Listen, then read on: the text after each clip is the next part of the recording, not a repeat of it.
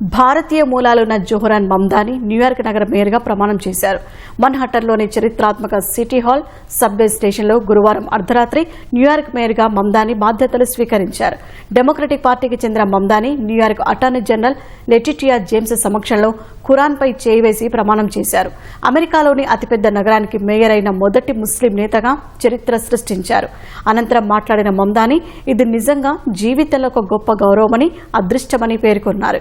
US senator Berne Sanders సమక్షంలో city హాల్లో జరిగే బహిరంగ వేడుకలో మమ్దాని మరోసారి ప్రమాణ స్వీకారం చేస్తారని తెలుస్తోంది.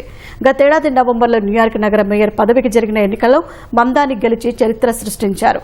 అధ్యక్షుడు డొనాల్డ్ ట్రంప్ ఎత్తులను చిత్తు చేస్తూ 33 ఏళ్ల జోహరాన్ మమ్దాని న్యూయార్క్ మేయర్గా విజయం సాధించారు.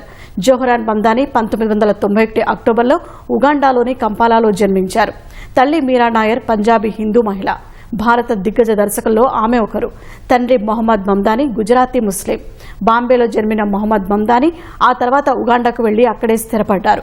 మమ్దానికి 5 ఏళ్ల వయసు ఉన్నప్పుడు ఆయన కుటుంబం దక్షిణాఫ్రికాలోని కేప్ టౌన్కు మారింది. ఆ తర్వాత 2 ఏళ్లకే న్యూయార్క్కు మక్కా మార్చి అక్కడే స్థిరపడింది.